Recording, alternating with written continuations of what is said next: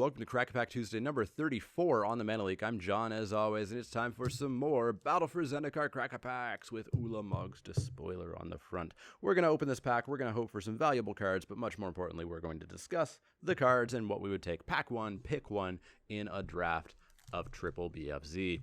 So let's open this pack and see what we can get. Up first, we've got a Voracious Null, 1 and a black for a 2/2 creature zombie. You can pay 1 and a black, sacrifice another creature, put 2+1/+1 counters on Voracious Null at sorcery speed. Womp, womp, womp, womp. This is a bad card. And also 2 and a black, not 1 and a black. I don't know what I was thinking there. It's not even a bear. It's a 3-mana 2/2 with an ability that you don't want to do at sorcery speed. You want to do that at instant speed in response to a burn spell, a kill spell, as a pseudo-combat trick, any other number of things. Sorcery speed just cripples this card. It makes this card go from being really, really good to really, really, really bad. Don't ever play Voracious Null.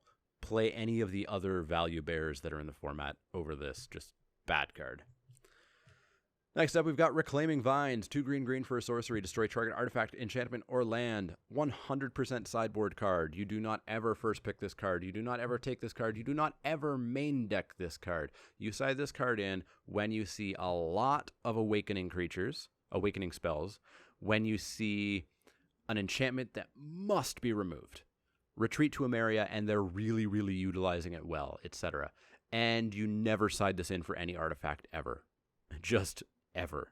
Maybe if Aligned Hedron Network screws your deck over somehow, but never. There's no artifacts that I would ever consider siding this in for. Sideboard card only, and kind of a bad one at that, especially being sorcery speed. Don't take it, don't main deck it. Next up, we've got Mist Intruder, 1 and a blue for a creature Eldrazi drone. It's a 1/2, devoid, flying, and ingest. You take these when you're in the ingest process deck because they ingest really, really, really efficiently. You can take these in blue-white flyers, but there's a number of better choices. And you can take this in blue-red colorless, and it's an okay choice there. You don't take this highly, and you don't take this to go into those formats, or into those archetypes. You take them when you are already in those archetypes. Definitely not a first pick. Next up, we've got Belligerent Whiptail, 3 and a red for a creature worm. It's a 4/2, and landfall, it gets first strike. This is really good when it has first strike, and not good any of the other times. So it's a terrible blocker. It's not even a good attacker unless you're reliably getting that first strike. I'm super unimpressed with Belligerent Whiptail. I just don't find it to be that good. I've never cared when I've seen it on the other side of the battlefield. I've never really been terribly happy with it when I've played it myself. Not a big fan of it. If you want one, if you need one, you can get one really, really, really late. And I wouldn't stack up on these. And there's so many other landfall creatures that I would take if I was in red-green landfall. Next up, we've got Stonehaven Medic, 1 and a white for a 1/3. Pay a white, tap, you gain a life. And it's a core cleric, not an ally. Those cores are really inconsistent on what are allies and what aren't. This guy is not something you want outside of the life gain deck. In the life gain deck, it can be good under a few conditions. You must have life gain matters creatures that you really want to activate. I had luck with this a couple weeks ago with Malakir Familiar, because I could pay a white to pump Malakir Familiar, basically. It's okay with Nirkana Assassin as well. Pay a white, give Nirkana Assassin Death Touch. There, of course, are a few other places where this could be good. If you have a Defiant Bloodlord, it drains your opponent for 1, basically. A few different ways that you can make this work. But it is in that deck that you want this. In any other deck, this is kind of a sideboard card. If you're up against a really aggressive deck, it can hold the ground for a little bit against 2/2s and 1/Xs. And it can gain you some life to get you kind of back from whatever race you're trying to survive in. But otherwise, it's just not good. And it's totally not first pickable. So goodbye, Stonehaven Medic. Spell Shrivel, 2 and a blue for an instant. Devoid, counter target spell unless its controller pays 4 colorless mana. If that spell is countered in this way, then you exile it instead. I like this card. I've had so much success with Spell Shrivel. I tend to go towards blue-black control when I do draft in all formats, really. But in this format, it's also really good. I'm a big fan of Spell Shrivel. I'd hate myself if I took it first pick. But it's the current first pick. It's just a solid card. I love having one of these. I love having 2 of these and going for a really control-y late-game deck. Next up, we've got Complete Disregard. Well, that's another card that I super love to see in blue-black control. 2 and a black for an instant devoid. Exile target creature with power 3 or less. A lot of creatures are power 3 for less. Even a number of 4 and 5 drops are 3 or less. To drew a war color, 5 drop. Your opponent spends a ton of mana to get that into play. You can kill it for 3 at instant speed. Oracle of Dust is a 3/5 for 5. You can kill that easily. You can even do some shenanigans, such as putting Tightening Coils on something and then exiling it. You can Tightening Coils a 7/7 endless one and then completely disregard it. There's just a number of things you can do with Complete Disregard. It's such a good card, and totally and utterly first pickable. Just super first pickable common. Next up, we've got Ruin Processor. 7 mana for a creature Eldrazi Processor. It's a 7/8. When it enters the battlefield, you can process a card to gain 5 life. I'm not excited by this guy. I've definitely seen him come down on the other side of the battlefield, and there have been some cases where I'm just kind of like, oh no. And then there's a million cases where I'm like, okay, whatever, I don't care. You know, I'm so far ahead of the game because you were trying to ramp up to 7 to get this creature that maybe gives you a one-time effect that I can bounce, that I can kill, that I can chump block because it doesn't have trample or any sort of evasion or anything like that. So I've never really been impressed with Ruin Processor. I think it's one of the worst Eldrazi's, maybe up there with Eldrazi Devastator. Just not a super big fan of it. I don't like it. I never really play it. There's just a million other cards that I would rather play at 7 than this. Plus it goes in very specific decks. Just not a fan of Ruin Processor. Next up, we've got Skyline Cascade. It's a land. It enters the battlefield tapped. When it enters the battlefield, target creature an opponent controls doesn't untap during their next untap step. A lot of people at the beginning, and I've talked about this before, thought that this tapped the creature. Most people nowadays seem to realize that it does not tap the creature. It simply stops it from untapping. So if it's not tapped, it doesn't do anything. And of course, you can tap this for a blue mana. I'm not a fan of Skyline Cascade.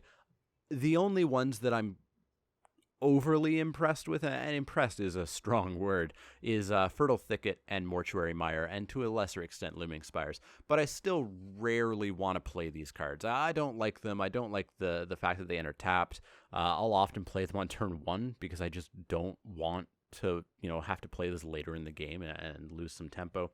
Not a fan of Skyline Cascade, and just not remotely first pickable. Next up, we've got Eyeless Watcher, 3 and a green for a creature Eldrazi drone. It's a 1/1 devoid. When it enters the battlefield, you get 2 Scions. So it's a 3/3 for 4. Not a big fan. I thought this was going to be awesome. I thought this was going to totally fuel the green ramp deck. And it turns out that it's just way too weak. It's just doing way too little on your side of the board while your opponent probably is doing something that's going to just put you so behind. Not a big fan of Eyeless Watcher. 1 is fine in the ramp deck, and if you can build the ramp deck properly, you can kind of do some things, but it's really hard to do. Not a fan of Eyeless Watcher and not first pick at all. Into the uncommons, we've got Herald of Kozilek.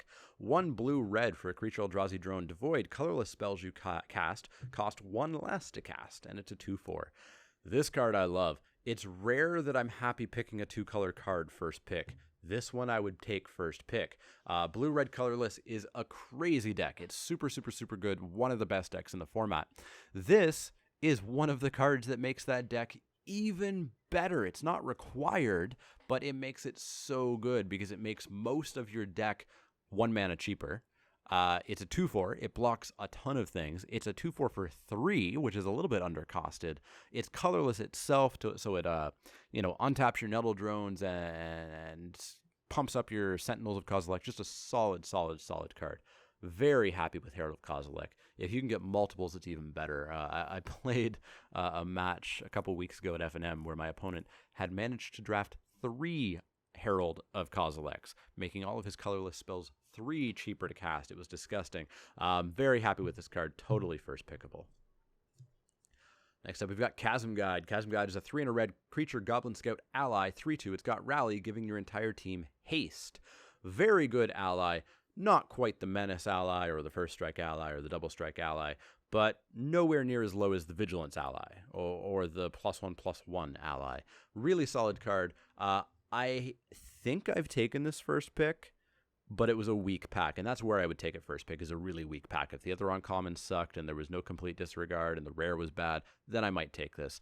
But otherwise, not first pickable, but still relatively high pick. It's a really good ally, and getting this passed to you, third, fourth, fifth pick, or any later than that, should be a pretty big sign that red and explicitly allies might be open, but not first pickable. Final uncommon, Sylvan Scrying. 1 and a green for a sorcery. Search your library for a land, not basic land, but a land card. Reveal it, put it into your hand, shuffle your library. This is not ramp. It does not enter the battlefield. This is mana fixing. The nice thing is it gets land, so it can go and get your Tango lands. It can go and get your Blighted lands. It can go and get your Tap lands. It can get whatever. But this is a constructed card. This is not a draft card. You should not play this. You should not take this. Just not a good card for you. Don't take this. Constructed, not for limited. Our rare is a Barrage Tyrant. 4 and a red for a creature Eldrazi. Devoid, 2 and a red. Sacrifice another colorless creature. He can't throw himself. Barrage Tyrant deals damage equal to the sacrificed creature's power to target creature or player, and it's a 5-3. So it's a 5-3 for 5, so it's powerful but a little bit weak on the backside. But it can throw things. It can fling. They have to be colorless creatures, so you have to have a good number of colorless creatures. They need to be relatively big. Throwing Scions isn't going to do all that much, but it does hit players. Don't forget that. You can end the game if you have some things to throw at your opponent's face. Metaphorically in the game. Cards, please don't assault people. Barrage Tyrant is fun and decent, but it's expensive-ish and weak. A lot of things will kill this, so I don't think I'd ever first pick Barrage Tyrant. But if I got this pack 2, if I got this pack 3, I was blue-red colorless, yeah, I would take it and I would have some fun with it. But I don't think it's a competitive first pick at all. Do we have a foil? We don't. Land and a dragon. So I think our picks are between Complete Disregard and Herald of Kozilek. I don't know. I'm a pretty big fan of the blue-red deck. Blue-red is a solid color combination in this draft format, and this is a huge card in that. Complete Disregard is really, really, really good removal and just super solid. I think ultimately my love for the blue-red colorless deck is going to win out, and I'm going to take that. If in your local meta blue-red is being overdrafted, I think Complete Disregard is the better pick. Definitely let me know what you would have taken, though. Would you have taken the Disregard? Would you have taken the Herald? Would you have taken something else? Let me know in the comments down below. As always, if you have any questions, comments, or suggestions, you can find me on Twitter at The Mana Leak. That's L-E-E-K, like the vegetable, not the card. And you can also find me on Facebook at facebook.com/The Mana Leak. You've already found me here on YouTube. As I said, make use of that comment section down below. Please like and subscribe my videos if you enjoy them. And as always, if you have any questions, comments, or suggestions, let me know. Otherwise, I will see you all next time.